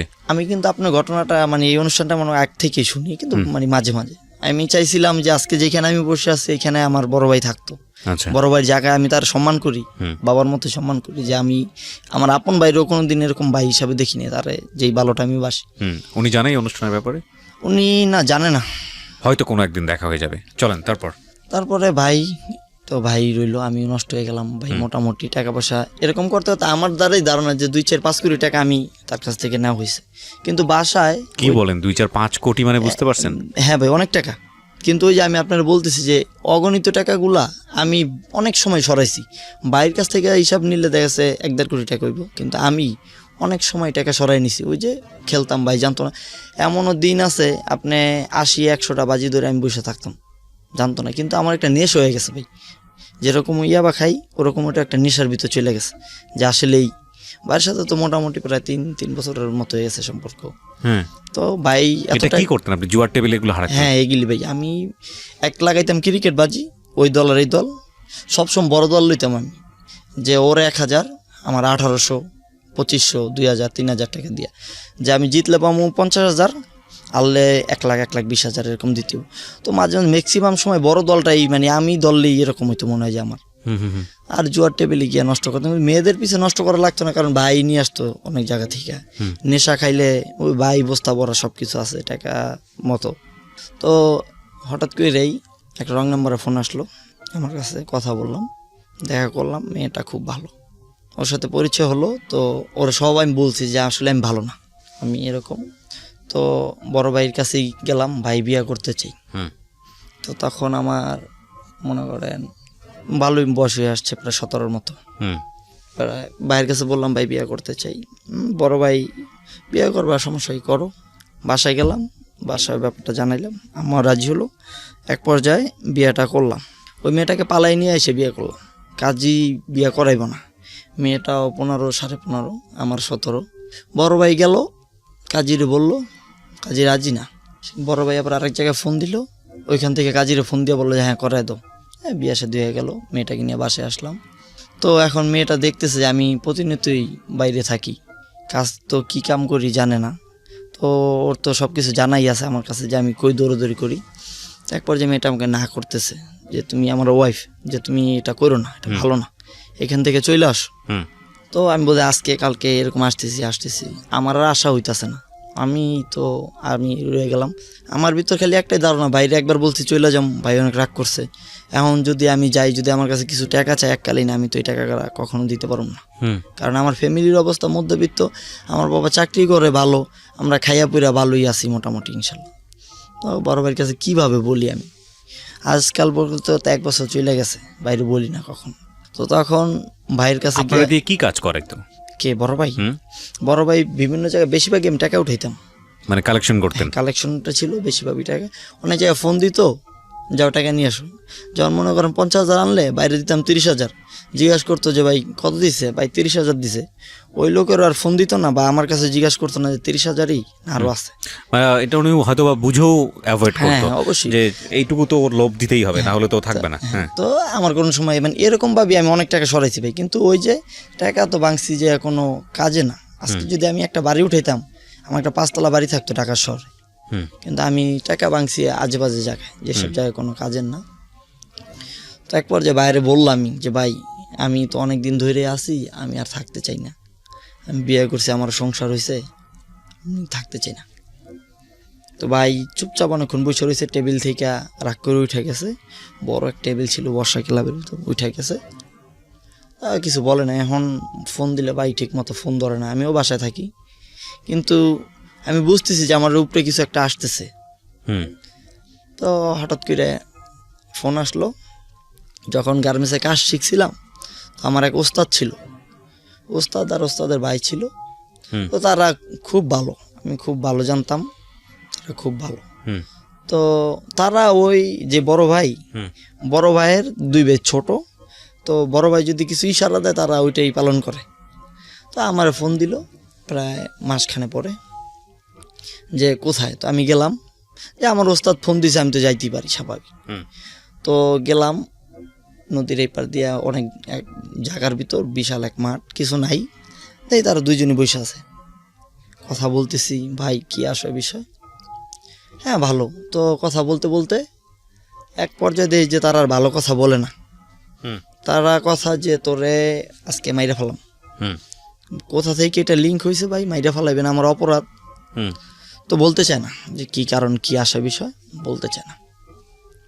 তো আমি খুব আকতি মিনতি করলাম যে ভাই, একটা আসামি বা একটা ফাঁসির আসামির তো শেষ একটা ইচ্ছা থাকে, তা আমার শুধু একটাই ইচ্ছা, ভাই আমার কি কারণে মারতেছেন, আমার ভাই কারণটা আমার একবার বলে দেন। তো আমারে বলল যে তুমি যে লাইনটার ভিতরে ছিলা ওইখানে আমরা কখনো যেতে পারিনি, তুমি এত ক্লোজ হইয়া আজকে এইখান থেকে চলে যাবা দেখা তোমার আর থাকা সম্ভব না। তো মানুষে ভাই টাকার লোভ সবারই থাকে, টাকা যারা বলবেন অনেকের সবারই লোভ আছে কম বেশি। তো আমি তো নিরুপায়, কিছু করতে পারতেছি না। তো বললাম যে ভাই এটাই কারণ। হ্যাঁ। তো ভাই আমার কারণ, আমি কি টাকার পয়সা সরাইছি এই জন্য মেরে ফেলে, আমার বড় ভাই একটু কথা বলার সুযোগ দেন। বাইরে আমার ফোন দিয়ে ধরেন। তারপরে বলতেছে যে না, এই বড় ভাইয়ের এমন কোনো জায়গা নাই যে তুমি চিনো না, এমন কোনো লিঙ্ক নাই যে তুমি চিনো না, কোন জায়গায় কি আছে আসে বিষয় তুমি সব জানো। তো তুমি যদি হয়তো বা এই লাইন ছেড়ে দিছো, কিন্তু তোমার তো মনে করো বড় ভাইরে তুমি যে কোনো একটা ঝামেলার মধ্যে ফালাই দিবা, কিন্তু আসলেই ভাই আমার মনের ভিতর কখনো এটা ছিল না। আমার হিসাব ছিল যে আমি আসলেই যা করছি জীবনে ভালো একটা সংসার করতে চাই, বাপ মা নিয়ে সুখে শান্তি থাকতে চাই। আমার ছাড়লো না। 11টার দিকে রাতে এরকম প্রায় ফজর হয়ে যেতেছে। তো তখন আমি 20,000 টাকা থেকে তাদের বলছি ভাই 20,000 টাকা তুমি ছাইরা দেন, কারণ আমার ফ্যামিলিতে 2-4-50,000 টাকা না, 20-30,000 টাকা দিতে পারে, ধার দেনা করে দিল। তখন রাজি হইল না। তো আমি খুবই ভাঙ্গা পড়লাম, ওইখানে কান্নাকাটি করলাম। তো এক পর্যায়ে প্রায় 20,000 থেকে লাখ ছাড়াই গেছে, অ্যামাউন্টটা গিয়ে দাঁড়াইছে যে 2 লাখ টাকা দেবো। পরে রাজি হলো 2,60,000 টাকার মতো রাজি হইলো দুইজন শুধু। তারা আমাকে অনেক কিছুই দেখাইছে, সুইচ গিয়ার নিয়ে আইছে, পিস্তল নিয়ে আইছে, অনেক আকতি মিনতি মানলাম না। তারা মানে মারার এই প্ল্যান, কিন্তু আসলে টাকার লোভে পড়া তারাও জিনিসটা। তো বাসায় ফোন দিলাম যে এই অবস্থা, যে আমি একটা সমস্যায় পড়ছি, কিছু টাকা লাগবে। তো আমার মায়ে খালা বা আত্মীয় স্বজন থেকে প্রায় 60,000 টাকার মতো জোগাইছে। আর টাকাগুলো মনে করেন আমি ছোট থেকেই তো ঢাকায় বড় হয়েছি, সবাই আমাদেরকে চিনে। তো আমার মায় ধার করছে এরকমভাবে যে লাভে সুদে টাকা আইন না আমার এরকম দিছে যে আপনি 1 লাখ টাকা দিলে মাসে 20,000 টাকা আপনাকে লাভ দিতে হবে। এরকম করে টাকাটা জোগায়া মোটামুটিভাবে নিয়ে আসলো টাকাটা। তো আমার মা এখান থেকে আনার পর বাসায় চলে আসলাম, তারা টাকাটা নিয়ে চলে গেল। তো আমার ফোনে বিভিন্ন জায়গা থেকে ফোন আইতেছে যে আসলেই তুই ভালো আছিস, ভালো থাকবি না, বড় ভাই লোকজন দিয়া কইতেছে। আমার মনে হইলো যে আমি পড়ে যেতেছি ফেসাতেই, যে এই মহল্লা বা এলাকায় আমার থাকাটা আসলেই ঠিক না। তো মহল্লাটা ছাইরা দিলাম, বলতে ফ্যামিলি ওইখানেই ছিল, আমি টোটালি ভাবি নাই। বন্ধুর মাধ্যমে ইন্ডিয়া যাওয়ার সিদ্ধান্ত নিলাম যে ইন্ডিয়া যাইতে হইলে আগে পাসপোর্ট করতে হইব। আমি তো পাসপোর্ট করিনি, আমার এখানে কিভাবে কি করব, কিছুদিন তো গা ডাকা দিয়ে থাকতে হবে। বাংলাদেশে থাকলে ওই লোকের লিঙ্ক আছে, আমার ক্ষতি হইব অনেক বড় ধরনের। তো জীবনে একটা ঝুঁকি নিলাম, যদি বাঁচি তো বাঁচলাম, না বাঁচলে মরেই গেলাম। ইন্ডিয়া যাওয়ার সিদ্ধান্ত নিলাম, গেলাম বর্ডারে, ওইখানে কিছু টাকা পয়সা দিলাম। ওইখানে সবাই টাকার গোলাম, টাকা দিয়ে চলে গেলাম ভাই বাইরে যে কাজ কাম তো করার ভিতরে ওইটাই পারি, গার্মেন্টসের কাম, আর তো কিছু শিখিনি। ওইখানে গিয়ে প্রায় মাস 2 মতো ছিলাম। ওইখানে খাওয়াটাও আমি পছন্দ করতে পারি না, খাইতে পারি না, খুবই সমস্যা। কাজকর্ম কি এখান থেকে আরো টাকা পাঠায় আমার ওইখানে ভালো থাকার জন্য। তো আমি তামিলে ছিলাম, ইন্ডিয়া থেকে অনেক দূরে, তো চেন্নাই ছিলাম। ওইখান থেকে আইসা পড়লাম আবার অবৈধ পথে, যেভাবেই গেলাম সেভাবেই চলে আসলাম বাংলাদেশে। আবার আসার পর মনে করেন লুকায় রইলাম অনেক দূর। এই যেই বড় ভাই থাকতো যে এলাকা, ওই এলাকা থেকে প্রায় 6-7 এলাকা বাদ দিয়ে অনেক দূরে, যে 40-50 টাকা গাড়ি ভাড়া, এত দূরে, তার নেটওয়ার্কের আওতার বাইরে, যে বাবা মার সাথে কথা হইতো। তো এখন কিছু তো করতেই, মানুষের টাকা দেনাপানা করছি, কিছু করার মতো নেই। হঠাৎ করে ফোন আসলো বাসা থেকে যে আমার বউ বেবি কনসেপ্ট করছে। তো এত খুশির খবরের ভিতরে আমি অখুশি, যে আমি যে দেখবো আমার পোলাটা কখনো হইলে বা বাচ্চা হইলে যে দেখতে যেতে পারবো, এটা আমি এলাকায় যেতে পারবো না। আচ্ছা, তো অনেক দূর থেকেই ফোনে কথাবার্তা বলতেছি, ওইখান থেকেই গাড়ি চালাই মোটামুটি আর কি, যে বসে না থেকে একটু কিছু শিখলেও তো হয়তো বা হেল্প করতে পারবো। তো এখানে বসে কাজ কাম করে কিছু টাকা পাঠাইতেছি। তো 8 মাসের মতো প্রায় পলায় ছিলাম। 8 মাস পরে আবার গন্তব্যস্থলে আসি, কিন্তু বাইরে থেকে ওইটাও 2 এলাকা দূরে। তো এর ভিতরে তো মনে করেন দলটল ক্ষমতায় নাই, তারও জোরটা একটু কমে আসছে, সে যে দল করতো ওই দলটা তো নাই, নতুন দল ক্ষমতা আসছে, সেই আর কি পলায় পলায় থাকে। তো আমার উপরে আর কি করব। আর ওই ডিবির মামলাটা তার উপরে আর কি ওইটা আরও পুরো শেষ হয় নাই, কারণ ওইটাই তারে কুইরা কুইরা খাইতেছে। তো এই যে বর্ষা পাই আসলাম, তেমন আইসা ভাই ফ্যামিলিতে যেই বাবা চাকরি করে মাসে 20,000 22,000 টাকা পায়, বাবার টাকায় সংসার চলে মোটামুটি ভালোই, রুম ভাড়া দিয়ে টিয়া খাই, আমরা খুব ভালো আছি। এখন মানুষের যে চাপের টাকাটা, এইটা আমরা সহ্য করতে পারি না। প্রতি মাসে 25-27 টাকার মতো লাভ দেওয়া লাগে মানুষের।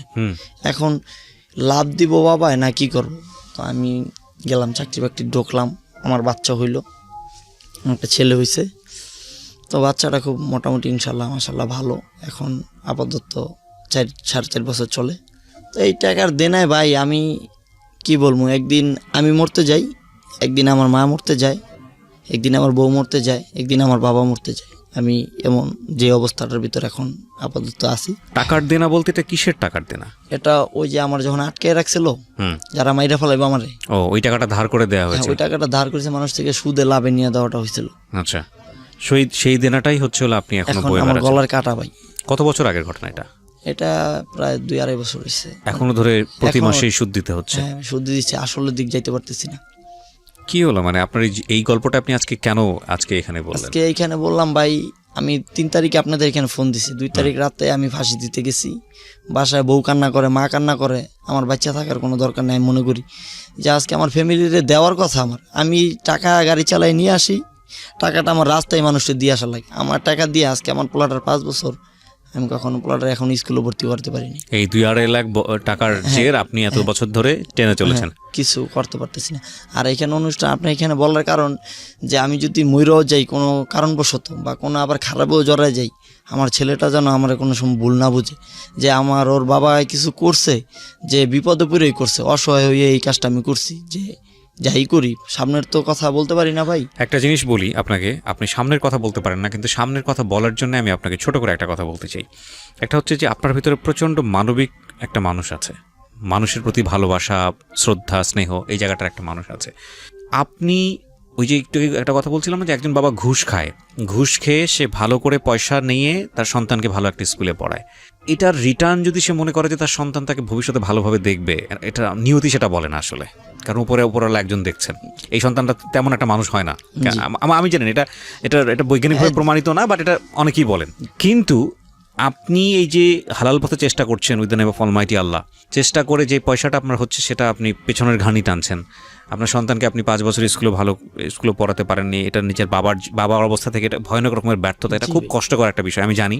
কিন্তু আপনি ভালো পথ থেকে সরেন না, এই কারণে সরেন না, আপনি যে অন্যায়গুলো করছেন সেটার শাস্তি হয়তো, প্রায়শ্চিত্ত হয়তো আপনি সেই স্টেজে আছেন, কিন্তু এরপরে আপনার ভালো দিন নিশ্চয়ই আসবে, এটা আমরা বলতে পারি। কারণ আপনি প্রাচুর্যের মধ্যে ছিলেন, আপনার কথা যদি সত্যি হয়ে থাকে, আপনি কোটির জায়গায় যদি লক্ষ্যও ধরি, আপনি 5 তলা একটা বাড়ি যদি না জায়গায় যদি আমি 1 তলা বাড়িও ধরি, তাহলে আপনি সেটা করতে পারেননি বা করেননি। তো এই মানুষটা যেহেতু আপনি অর্থের মধ্যে থেকেই আপনি অনর্থের মূল জায়গায় পৌঁছে গেছেন, এত কিছু করতে পারেননি, তো এই মানুষটার দ্বারাই ভালো কিছু সম্ভব। আর সবচেয়ে বড় কথা, আপনার বয়স এখন 26-27 না? জি, 27 প্লাস। সবচাইতে ভালো, জীবনের সবচাইতে ইয়াং যে টাইমটা, সে টাইমটার মধ্যে আপনি আছেন। 2 হাতে 2 পায়ে পরিশ্রম করার মতো বয়স। তো সন্তানের বয়স 5 বছর, এটা আরও ভয়ানক হতে পারতো যদি সন্তানের বয়স 10 বছর হতো, 11 বছর হতো, তখন তারা এখন মানে স্কুলে পড়ার বার্নিং বয়স যেটাকে বলে। তো সেই জায়গাটা থেকে আমার মনে হয় যে আপনি খারাপ পথে না যাওয়াটাই বেটার।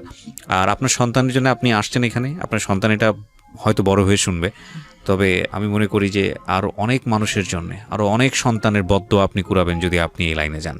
কারণ আপনার ঘটনাগুলোকে যদি আপনি একটু অন্যভাবে অ্যানালাইসিস করেন, তাহলে আপনি দেখবেন যে হ্যাঁ, আপনি হয়তো ডিরেক্টলি করেননি, আপনার বড় ভাইয়ের নামের উপর দিয়ে সব কিছু চলে গেল, কতটুকু সত্য আপনি নিজে জানেন।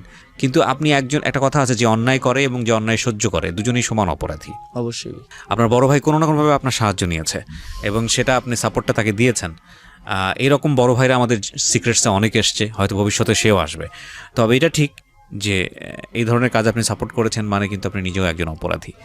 তো আপনি যাবেন না, এটাই আপনাকে বলার। আর দ্বিতীয় কথা যেটা, সেটা হচ্ছে যে এই ধরনের আজকের এই গল্প থেকে শুধু একটা কথাই বলতে চাই আপনাদের এই লেসনের জায়গাটাতে, ফ্যান্টাসি আমাদের প্রত্যেকের জীবনে আছে, কম বেশি প্রত্যেকের জীবনে আছে। ফ্যান্টাসি আমরা ফ্যান্টাসি ভালোবাসি বলেই কিন্তু সারা দুনিয়াতে সবচাইতে বিগ বাজেটের যে ছবিগুলো তৈরি হয় সেগুলো ফ্যান্টাসি নির্ভর ছবি। আপনারা জানেন হলিউড কেন্দ্রিক ছবিগুলোর কথা আমরা বলছি। এবং এই যে আমাদের লাইফে ফ্যান্টাসি নির্ভর যে ঘটনাগুলো, যেমন এই ছেলে লাইফে এক বড় ভাই এসছে, তার বিশাল পাওয়ার দেখে সেই বড় ভাইকে তার ভালো লেগে যাওয়া, এবং তারপর সেখানে ফল ইন হওয়া, তারপর সেখান থেকে বের হয়ে আসার চেষ্টা করা, নিজের জীবন বাজি নিয়ে ওখান থেকে বের হয়ে আসা, এবং সেই টাকা ধার দেনার এখনও সে বয়ে বেড়াচ্ছে। আমি ভাই বলতে চাই যে আমার মনে হয় যে ওদিনকা যদি হয়তোবা মাইরা লাইতো তাহলে